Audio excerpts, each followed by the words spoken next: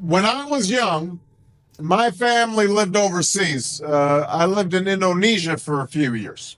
And my mother, she didn't have the money to send me where all the American kids went to school. But she thought it was important for me to keep up with an American education. So she decided to teach me extra lessons herself, Monday through Friday.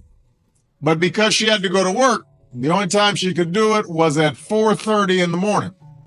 But whenever I'd complain, my mother would just give me one of those looks and she'd say, "This is no picnic for me either, Buster." So I know that some of you are still adjusting to being back at school, but I'm here today because I have something important to discuss with you. My father left my family when I was 2 years old. And I was raised by a single mom who had to work and who struggled at times to pay the bills and wasn't always able to give us the things that other kids had. There were times when I missed having a father in my life. There were times when I was lonely and I felt like I didn't fit in. So I wasn't always as focused as I should have been on school. And I did some things that I'm not proud of, and I got in more trouble than I should have. And my life could have easily taken a turn for the worse. But I was lucky. I got a lot of second chances, and I had the opportunity to go to college and law school and follow my dreams. My wife, our First Lady, Michelle Obama, she has a similar story. Neither of her parents had gone to college, and they didn't have a lot of money. But they worked hard, and she worked hard so that she could go to the best schools in this country. But some of you might not have those advantages. Maybe you don't have adults in your life who give you the support that you need. Maybe someone in your family has lost their job and there's not enough money to go around. Maybe you live in a neighborhood where you don't feel safe or have friends who are pressuring you to do things you know aren't right. Maybe you could be a great writer, maybe even good enough to write a book or articles in a newspaper, but you might not know it until you write that English paper, that English class paper that's assigned to you. Maybe you could be an innovator or an inventor, maybe even good enough to come up with the next iPhone or the new medicine or vaccine, but you might not know it until you do your project for your science class. Maybe you could be a mayor or a senator or a Supreme Court justice, but you might not know that until you join student government or the debate team. And no matter what you want to do with your life, I guarantee that you'll need an education to do it. You want to be a doctor or a teacher or a police officer? You want to be a nurse or an architect, a lawyer or a member of our military? You're going to need a good education for every single one of those careers. You cannot drop out of school and just drop into a good job. You've got to train for it and work for it and learn for it.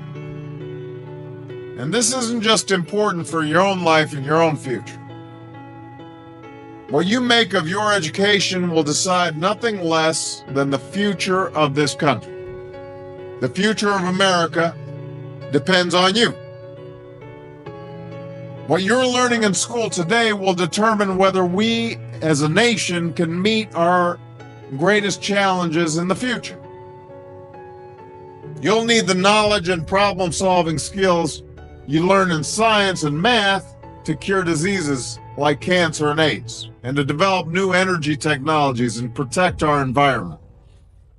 You'll need the insights and critical thinking skills you gain in history and social studies to fight poverty and homelessness, crime and discrimination, and make our nation more fair and more free. You'll need the creativity and ingenuity you develop in all your classes to build new companies, that will create new jobs and boost our economy. We need every single one of you to develop your talents and your skills and your intellect so you can help us old folks solve our most difficult problems. If you don't do that, if you quit on school, you're not just quitting on yourself, you're quitting on your country. Now, I know it's not always easy to do well in school. I know a lot of you have challenges in your lives right now that can make it hard to focus on your schoolwork. I get it. I know what it's like. But at the end of the day, the circumstances of your life, what you look like, where you come from, how much money you have, what you've got going on at home, none of that is an excuse for neglecting your homework or having a bad attitude in school. That's no excuse for talking back to your teacher or cutting class or dropping out of school. There is no excuse for not trying. Where you are right now doesn't have to determine where you'll end up. No one's written your destiny for you. Because here in America, you write your own destiny. You make your own future. That's what young people like you are doing every day all across America. And that's why today I'm calling on each of you to set your own goals for your education and do everything you can to meet them. Your goal can be something as simple as doing all your homework, paying attention in class, or spending some time each day reading a book. Maybe you'll decide to get involved in an extracurricular activity or volunteer in your community. Maybe you'll decide to stand up for kids who are being teased or bullied because of who they are or how they look. Because you believe, like I do, that all young people deserve a safe environment to study and learn. Maybe you'll decide to take better care of yourself so you can be more ready to learn. But whatever you resolve to do, I want you to commit to it. I want you to really work at it. I know that sometimes you get that sense from TV that you can be rich and successful without any hard work. That your ticket to success is through rapping or basketball or being a reality TV star. Chances are you're not going to be any of those things. The truth is, being successful is hard. You won't love every subject that you study. You won't click with every teacher that you have. Not every homework assignment will seem completely relevant to your life right at this minute. And you won't necessarily succeed at everything the first time you try. That's okay. Some of the most successful people in the world are the ones who've had the most failures. J.K. Rowling, who wrote Harry Potter. Her first Harry Potter book was rejected 12 times before it was finally published. Michael Jordan was cut from his high school basketball team. He lost hundreds of games and missed thousands of shots during his career, but he once said, "I have failed over and over and over again in my life, and that's why I succeed." These people succeeded because they understood that you can't let your failures define you. You have to let your failures teach you. You have to let them show you what to do differently the next time. So if you get into trouble, that doesn't mean you're a troublemaker. It means you need to try harder to act right. If you get a bad grade, that doesn't mean you're stupid. It just means you need to spend more time studying. No one's born being good at all things. You become good at things through hard work.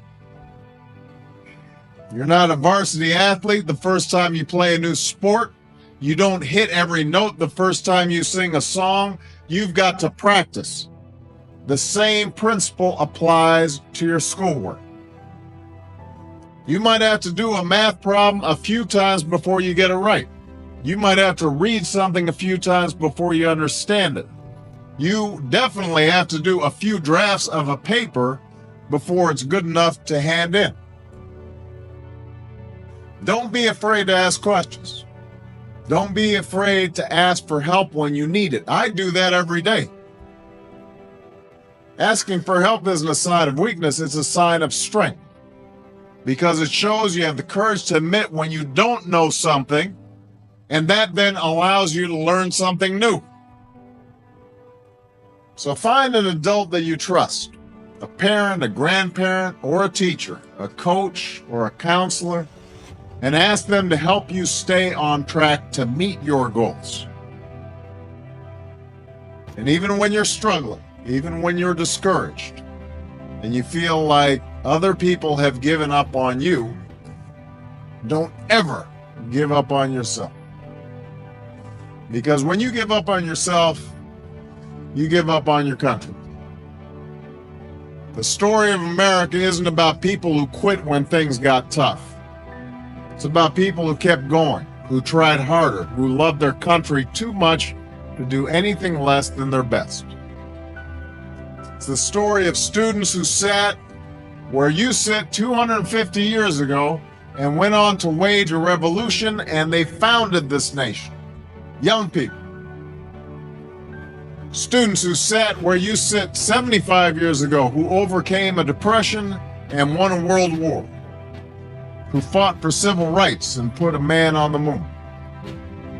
Students who sat where you sit 20 years ago, who founded Google and Twitter and Facebook and changed the way we communicate with each other. So today, I want to ask all of you, what's your contribution going to be? What problems are you going to solve? What discoveries will you make? What will a president who comes here in 20 or 50 or 100 years say about what all of you did for this country? You know, your families, your teachers, and I are doing everything we can to make sure you have the education you need to answer these questions.